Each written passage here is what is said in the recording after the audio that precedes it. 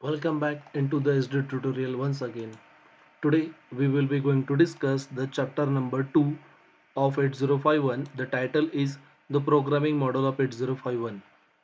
चल चला तर विद्यार्थी मित्रांनो पुन्हा एकदा सुरू करूया आपल्या अभ्यासाच्या सुंदर प्रवासाला.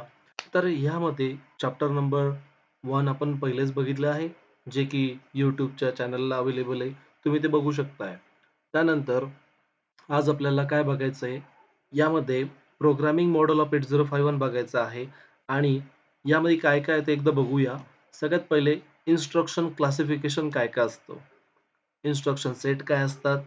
ॲड्रेसिंग मोड काय असतात? याच्यामध्ये 4 ॲड्रेसिंग मोड दिलेले आहे. Immediate addressing, register addressing, direct addressing, indirect addressing okay आणि इंडेक्स ॲड्रेसिंग मोड असते. ठीक आहे. त्यानंतर यामध्ये रिलेटिव्ह डायरेक्टिव्ह असेंबलर डायरेक्टिव्ह दिलेले आहे. असेंबलर डायरेक्टिव्हमध्ये प्रोग्राम सुरू करण्यासाठी ORG यूज करतात, प्रोग्राम संपवण्यासाठी एंड ही यूज करतात. ओके. त्यानंतर अजून एक डायरेक्टिव्ह असते EQU एक्यूट नावाचं एक डायरेक्टिव्ह असते, ते आपण त्यामध्ये बघणार. नंतर features of input output bit, नंतर programming using the assembly language programming for the LED and 7 segment display interfacing and introduction to the C programming. हे आपल्याला चॅप्टर नंबर 2 मध्ये आपल्याला बघायचं आहे. चला तर विद्यार्थी मित्रांनो, मग आपण सुरू करूया आपल्या अभ्यासाच्या सुंदर प्रवासाला. तर आता माझ्याकडे एक स्लाइड आहे. मी ती स्लाइड प्ले करतोय आणि आपण वन बाय वन बघूया. तर हे आता आपण आत्ताच बघितलं, याच्यामध्ये काय काय कंटेंट आहे. प्रोग्रामिंग मॉडेलमध्ये क्लासिफिकेशन हे आपल्याला ओके हे वाला क्लासिफिकेशन्स बघायचे, ॲड्रेसिंग मोड बघायचे, डायरेक्टिव्हज बघायचे वगैरे वगैरे. ठीक आहे. आता यामध्ये 8051 मध्ये एक अक्युम्युलेटर नावाचा रजिस्टर असतो. मी असं आता कन्सिडर करून चालतोय का तुम्हाला 8051 बद्दल बेसिक माहिती आहे. जर माहिती नसेल तर तुम्ही ते मागील व्हिडिओ बघून त्याची बेसिक माहिती घ्या. एकदा आपण एक बघूया. यामध्ये अक्युम्युलेटर नावाचा रजिस्टर असतो, तो असतो 8 बिट. त्याच पद्धतीने हा जो अक्युम्युलेटर रजिस्टर आहे तो अरिथमेटिक आणि लॉजिकल इन्स्ट्रक्शनसाठी आपण यूज करतो. त्यानंतर बी रजिस्टर असेल R0 up to the R7, R0, R1, R2, R3, R4, R5, R6, R7 हे वेगवेगळ्या टाइपचे रजिस्टर आहे. हे 8 बिटचे रजिस्टर आहे. त्यानंतर DPTR हा 16 बिटचा रजिस्टर असतो आणि प्रोग्राम काउंटर हा सुद्धा 16 बिटचा रजिस्टर आहे. DPTR मध्ये DPH आणि DPL हे दोन असतात रजिस्टर, जे की 88 बिटचे रजिस्टर आहे. Program counter it is the 16 bit register. नंतर एक असतो स्टॅक पॉइंटर, हा असतो 8 बिटचा आणि याचा इनिशियल ॲड्रेस असतो 07H असतो. ठीक आहे. त्यानंतर एखादी कुठलं जर इन्स्ट्रक्शन असेल तर त्याच्यामध्ये काय तुम्हाला दिलं जातं, मूव्ह डेस्टिनेशन कॉमा सोर्स अशा पद्धतीने तुम्हाला ते इन्स्ट्रक्शन दिलं जातं. म्हणजे सोर्स कडनं डेटा तुम्हाला डेस्टिनेशनला द्यायचा आहे. जसं की ह्या इन्स्ट्रक्शन मध्ये दाखवलं आहे, मूव्ह ए कॉमा #25H. याचा मीनिंग असा आहे का 25H hexadecimal number it is going to the accumulator. Okay. तर विद्यार्थी मित्रांनो, एक असेंब्ली लँग्वेजच्या प्रोग्रामिंगमध्ये साधारण आपण प्रोग्राम कसं लिहितो, सगळ्यात पहिले तुम्ही एक लेबल देतात. जसं की आता मी इथं लेबल देतो हेअर. ओके. हेअर हे लेबल दिलं कोलन करून. मग मेमोनिक्समध्ये काय करणार मी, मूव्ह, ॲड, सबट्रॅक्ट हे सगळे मेमोनिक येणार. मग ऑपरंड्स ए, #25H हे दोघं झाले ऑपरंड्स. आणि मला याच्याबद्दल कमेंट लिहायची असेल तर मी सेमीकोलन देऊन कमेंट देईल. काय देणार, 25H is move into the accumulator. Okay. So this is the format of assembly language program. Okay. काय सांगितलं, लेबल असला पाहिजे. मेमोनिक्स म्हणजे ॲड, सबट्रॅक्ट, मूव्ह या पद्धतीत ते असले पाहिजे आणि ते आपण कमेंट देतो. आता एक छोटासा प्रोग्राम आपण पटापट बघूया. ORG00H move R5 comma #25H 25H move to the R5 move R7 37H move into R7 नंतर move accumulator is equal to #0 म्हणजे accumulatorला काय केलं त्याने क्लिअर केलं. नंतर 5H चा R5 चा डेटा ॲड मध्ये ॲड केला accumulator मध्ये. नंतर R7 चा डेटा ऍड केला अक्युमुलेटर मध्ये, कसा ऍड A, R7 केला. नंतर add accumulator hash 12H here S jump here end. हा एक छोटा प्रोग्राम आहे. याच्यामध्ये तुम्हाला फक्त कळावं का प्रोग्रामिंग काय असते. ओके, आता आपण पुढे काय करणार आहे, इन्स्ट्रक्शन सेट बघत जाणार आहे 8051 चे. तर यामध्ये काय काय आहे, पहिले इन्स्ट्रक्शन सेट्स आहे, arithmetic instruction set, add with carry, subtract with borrow, multiplication, division, increment, decrement, decimal adjustment, हे काही इन्स्ट्रक्शन्स आहे. हे इन्स्ट्रक्शन लर्न करायच्या पहिले आपल्याला सगळ्यात पहिले आपण लर्न करणार आहे ऍड्रेसिंग मोड्स बघणार आहे. मग विद्यार्थी मित्रांनो, कुणालाही ऍड्रेस करायचं असेल तर ती जी पद्धत वापरली जाते त्याला काय म्हणतात, ऍड्रेसिंग मोड म्हणतात. The addressing mode refer to how to addressing the given memory location. 8051 मध्ये काय आहे, रॅम मेमरी आहे आणि रॉम मेमरी आहे. रॅम किती मुलांनो, 128 बाईटची आहे आणि ही 4 किलो बाईटची आहे. ओके, ह्या दोन मेमरी आहेत. मग ह्या मेमरीना जो ऍड्रेसिंग करायची मेथड आहे त्याला म्हणतात ऍड्रेसिंग मोड. मग कुठले कुठले ऍड्रेसिंग मोड आहे, इमिडिएट ऍड्रेसिंग मोड, रजिस्टर ऍड्रेसिंग मोड, डायरेक्ट ऍड्रेसिंग मोड, इनडायरेक्ट ऍड्रेसिंग मोड आणि पाचवं आहे इंडेक्स ऍड्रेसिंग मोड. ओके, पाचवं कुठलं आहे, इंडेक्स ऍड्रेसिंग मोड. अशा पाच वेगवेगळ्या ऍड्रेसिंग मोड आहे. चला तर विद्यार्थी मित्रांनो पहिल्यापासून सुरू करूया. Immediate addressing mode. So how the immediate addressing mode is representing the pound. In this addressing mode, the source is always immediate value. Okay, when we any number is preceded by the pound sign, then it address the instruction of immediate addressing mode. कसं, move a, hash 25h म्हणजे 25h ही hexadecimal number accumulator मध्ये copy करा, किंवा move dptr, hash 1243h हा जो 16 bit number आहे हा कशात मूव्ह केला, डीपीटीआर मध्ये मूव्ह केला. कधी, हॅश हॅश जर साइन आलं असेल त्या ऍड्रेसिंग मोडला तुम्ही काय म्हणणार, इमिडिएट ऍड्रेसिंग मोड म्हणणार. ओके, तर ह्या ऍड्रेसिंग मोड मध्ये लिमिटेशन काय येणार, हा जर 8 बिट असेल आणि तुम्ही याला जर 16 बिट डेटा दिला, FFE0 किंवा EA हा डेटा दिला, हा काय, हा चालणार नाही. ओके, चला आता दुसरा ऍड्रेसिंग मोड बघूया, register addressing mode. In this addressing mode we use all the operand as a source and destination with the both located as an register. Okay, या ठिकाणी आपण काय करणार आहे, मूव ए, R5. मग R5 मध्ये जे पण काय डेटा असेल तो काय होईल, एक्युमुलेटर मध्ये जाईल. किंवा मूव R7, A म्हणजे बी रजिस्टर मध्ये जो पण काय डेटा असेल तो तुमच्या R7 मध्ये तो कॉपी केला जाईल. Okay, but here what is the limitation, your source and destination are the same in size. या ठिकाणी अक्युमुलेटर 8 बिटचा आणि 16 बिटचा आहे, काय चालेल का, नाही चालणार. जर मी ते DPL लिहिलं असतं तर चाललं असतं, किंवा DPH लिहिलं असतं ते चाललं असतं, कारण की ते 8 बिटचे डेटा आहे. ठीक आहे, नंतर अजून एक आहे register to register data transfer. याच्यामध्ये अलाउ नाही, म्हणजे कसं, मूव R4, R7 ही गोष्ट काय होऊन जाईल, इनव्हॅलिड होऊन जाईल. ओके, समजलं सगळ्यांना. रजिस्टर ऍड्रेसिंग मोड आणि इंडेक्स ऍड्रेसिंग मोड कसं आहे, मूव ए, R7. पहिल्याच्या ऍड्रेस मध्ये कसं होतं, मूव ए, हॅश 25h. ओके, हे बघा दोघांचा फरक कळाला. एक रजिस्टर इंडेक्स इमिडिएट ऍड्रेसिंग मोड आणि रजिस्टर ऍड्रेसिंग मोड. पुढचं आहे डायरेक्ट ऍड्रेसिंग मोड. तर डायरेक्ट ऍड्रेसिंग मोड मध्ये कसं असतं, directly hexadecimal value, sorry, directly memory location value is going to the register R your register. म्हणजे ही जी मेमरी लोकेशन आहे, हे तुमचं रॅम आहे, इथं समजा तुमचं 25H आहे, इथं तुमचं 55H आहे, इथं तुमचं 60H आहे. ओके, वेगवेगळा डेटा तुम्हाला दिलेला आहे. मग 55 मध्ये समजा तुमचा काहीतरी डेटा स्टोअर असणार आहे, 87H हा डेटा स्टोअर असेल. तुम्ही काय करणार, डायरेक्ट मेमरी लोकेशनचा डेटा हा तुम्ही ट्रान्सफर करू शकताय कुठल्याही रजिस्टर मध्ये.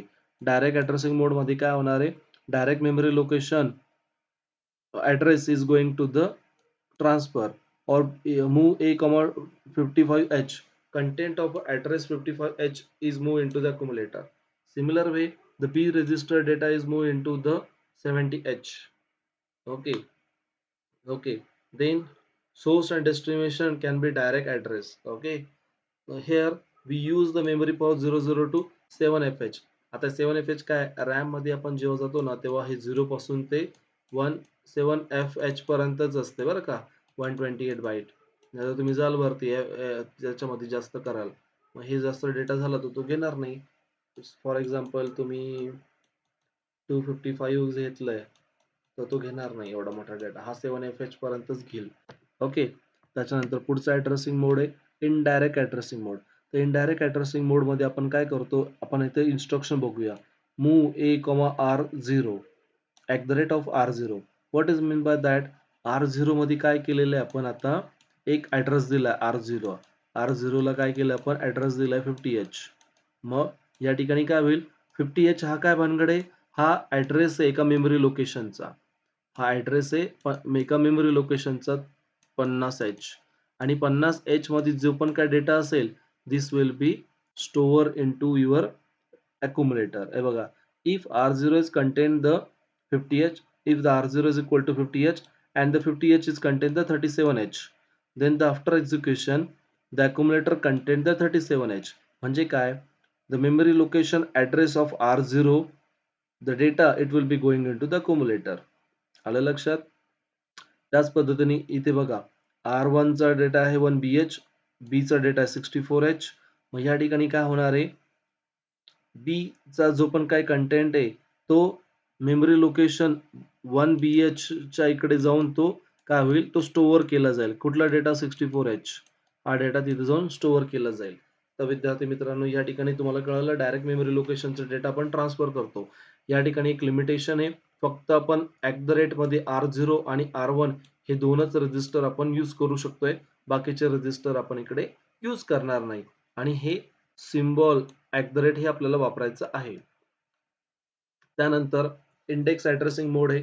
तर विद्यार्थी मित्रांनो, इंडेक्स ऍड्रेसिंग मोड काय असतंय, तर या ठिकाणी बघा, आता तुम्ही काय, आपण काय करणार, एक लुकअप टेबल बनवणार आहे. प्रोग्रामिंग करताना एक लुकअप टेबल बनवला. समजा लुकअप टेबल मध्ये आपल्याकडे सा माहिती आहे, रे माहिती आहे. थांबा, एक आपण काम करू, USA हा एक नाव घेऊ. मग U ला आपण काय करू, 200H एक मेमरी लोकेशन देऊ, S ला 201 आणि A ला 202 हे मेमरी लोकेशन देऊ. आता काय करतोय आपण, ही जी मेमरी आहे ही काय 16 किलो बाईटची मेमरी आहे. ओके, आता इथे इन्स्ट्रक्शन बघा, move C, A at the rate A plus DPTR. याचा मिनिंग काय होतो, द डेटा ऑफ आपण काय करणार, DPTR ला डिफाईन करणार, इट इज 200H. ओके, मग 200H च्या ठिकाणी जे पण काही डेटा असेल, it is U, it is A, it is S and it is your A.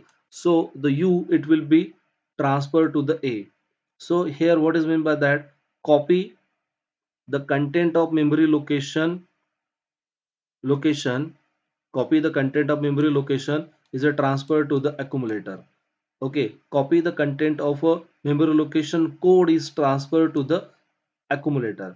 या ठिकाणी बघा, move C, A plus program counter किंवा हे दोघं पण आपण यूज करू शकतोय. ठीक आहे.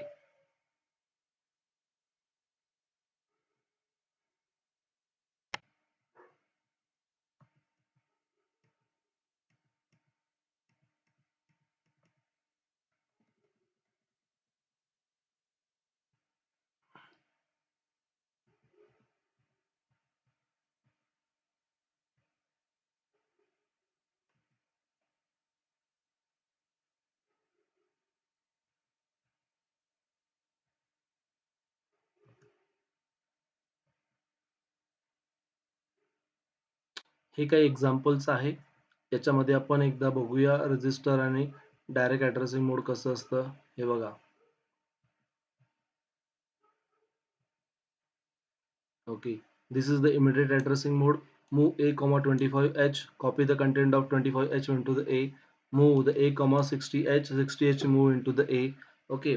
डायरेक्ट ॲड्रेसिंग मोडमध्ये डायरेक्टली आपण हेक्साडेसिमल नंबर ए मध्ये 25H मेमरी लोकेशनचा डेटा डायरेक्ट ए मध्ये टाकतोय, 40H चा डायरेक्ट ए मध्ये टाकतोय.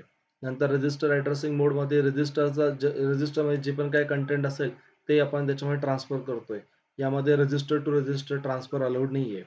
What is mean by that? Move A comma at the rate R0. R0 म्हणजे काय? R0 is a showing the some memory location 25H. तो जो पण काय डेटा असेल, this will be transfer to the accumulator. Okay. आणि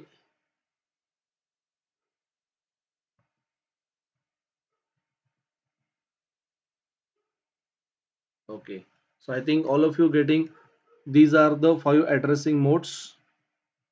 okay.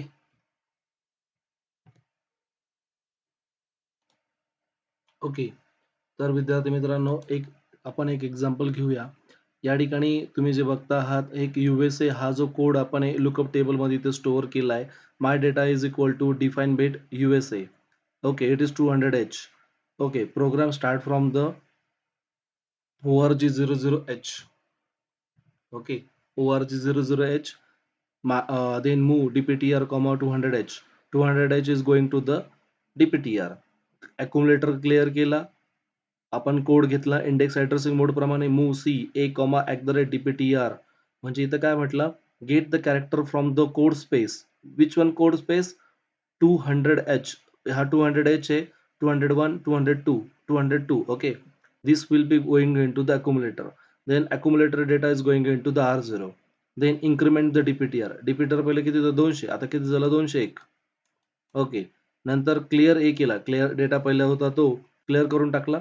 नंतर move C A comma at the rate DPTR म्हणजे 201 कोडला get the next character to the accumulator. This accumulator data is going to into the R1 register. Then increment the DPTR, clear the A. Again, the move the data into the accumulator. Then accumulator is moving into the R2. S jump here. Okay. So in this way, we can getting the data, that is the U here, S here, and A here, 200, 201, 202. So when we are going to make a programming for like lookup table programming जेव्हा आपण करतो नाही का, त्या ठिकाणी आपण हे use करू शकतोय. तर आय थिंक हे तुम्हाला कळालं असेल. हे instruction move C A comma at the rate A A plus DPTR, या इन्स्ट्रक्शनचा अजून एक मिनिंग होतो. आपण काय करतो? इंटरनल मेमरीमध्येच कोड एक्सेस करत असतो. जर या ठिकाणी एक्स जर आला, मूव सीच्या जागी मूव एक्स आला, तर आपण एक्सटर्नल मेमरी आपण इंटरफेस करतोय, हे याचा मिनिंग होतो. तर विद्यार्थी मित्रांनो, अशा पद्धतीने आपण 5 ॲड्रेसिंग मोड हे बघितले आहे. ओके, हे आपण आता बघितलेलं होतं. ओके, याच्या अगोदरचं रजिस्टर इनडायरेक्ट ॲड्रेसिंग मोडमध्ये आपण हे इन्स्ट्रक्शन बघितलं होतं. Move A comma at the rate R0, get the byte from the source. R0 मध्ये काय आहे तुमचं?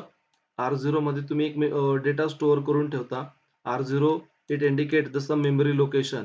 ओके, 25H हे मेमरी लोकेशन असेल आणि ह्या मेमरी लोकेशन मध्ये जो पण काय डेटा असेल, this will be move into R1, your A register. Okay, so on be the next lecture we will be going to discuss, that is, these are the instruction: add with the carry, subtract, multiplication, division, so on. Thank you so much. Stay tuned with the SD tutorial for the next informative